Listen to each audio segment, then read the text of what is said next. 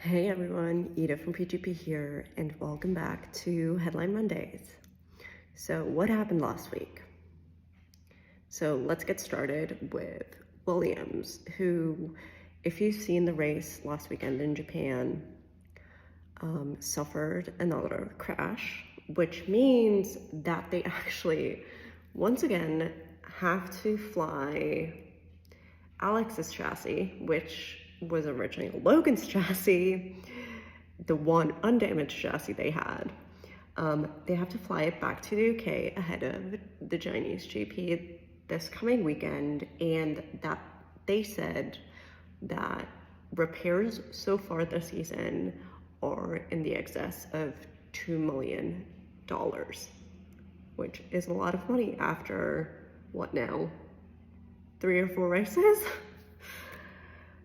On other Williams news, and slightly better Williams news, I hope, is that former Chelsea and Man United chief executive Peter Kenyon has joined Williams as an advisor for commercial rights. So let's hope we see some stuff like merch, podcasts, etc. come out of this. And then we move on to Red Bull / V-Carb, although it still grinds my gears to call them that, but we move on. So on the Red Bull front, we have Helmut Marko, come out and say that Perez is RB future, or Red Bull future rather, is somewhat unstable. Like, he came out and said that they're hesitant to offer him a multi-year deal, when Perez a few days before that said that he thinks his future will be a done deal within a month or so. So there's that.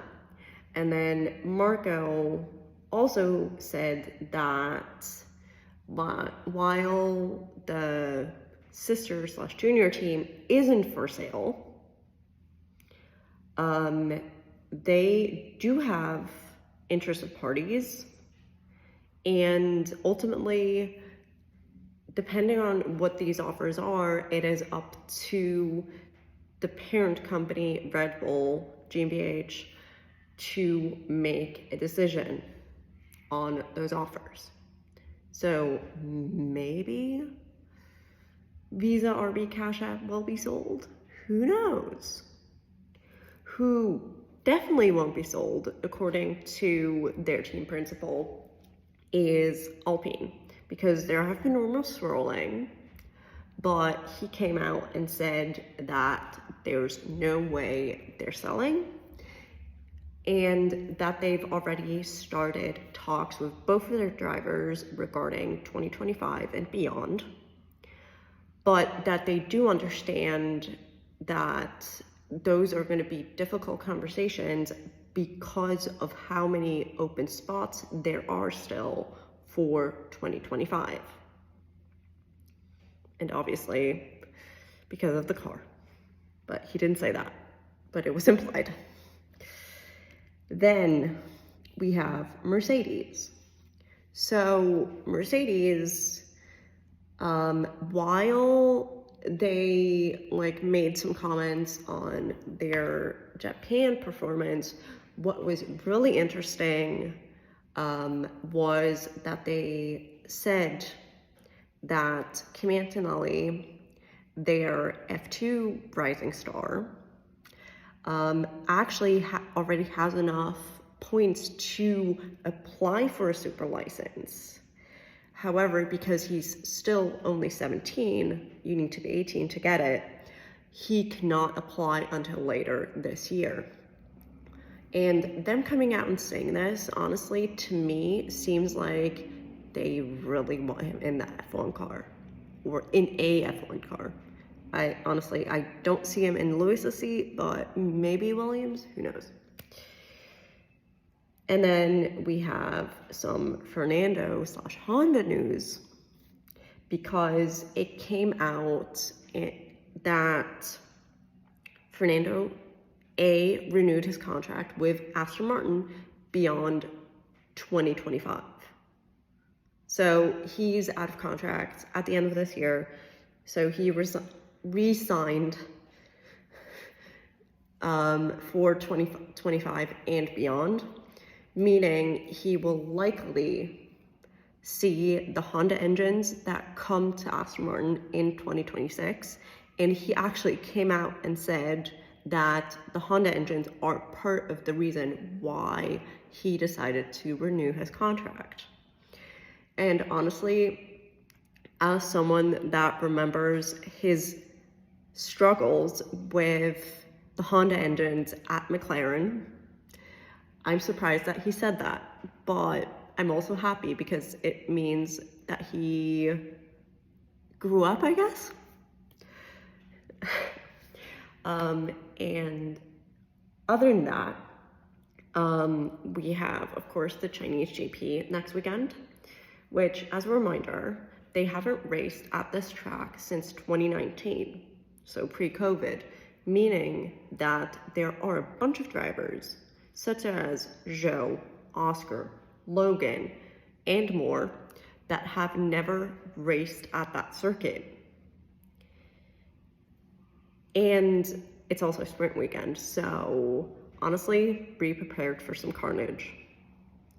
But because it's his first home race, Zhou, of course, decided to have a special helmet, and I've seen some pictures and it's super cute. And then other than that, we also have confirmation of what that 2025 calendar will look like. And while there isn't that much change, highlights do include some more bunching of local races. And also Australia, for the first time since 2019, going back to the start of the season slot due to the timing of Ramadan in Bahrain and Saudi Arabia. And then some F1 adjacent news I want to say is Andretti, who last year applied to become an F1 team and got rejected, actually opened a factory in Silverstone as like a support factory to their US base, because they intend to enter F2 and F3 in the coming years, and they consider it a ladder to F1, if you will. So, which goes to show that they have not given up on F1 just yet. And then Lewis also came out and said that Liberty's purchase of MotoGP, which I talked about last week, actually would lend itself to having so-called super weekends, where you have F1 and MotoGP race at the same track at the same time. Well, not same time, but same weekends, let's put it that way. And honestly, as a girl that watches both series, it would be kind of fun, but at the same time, I don't know whether the track could hold up. And also, there would be so many people, even more than before, meaning because there would be potentially so much interest, because oftentimes these fan bases are very different, it would then also mean that likely less people could actually, like in percentage-wise, could actually come and see the races. Plus also, MotoGP tickets tend to be cheaper than F1 tickets, at least for now.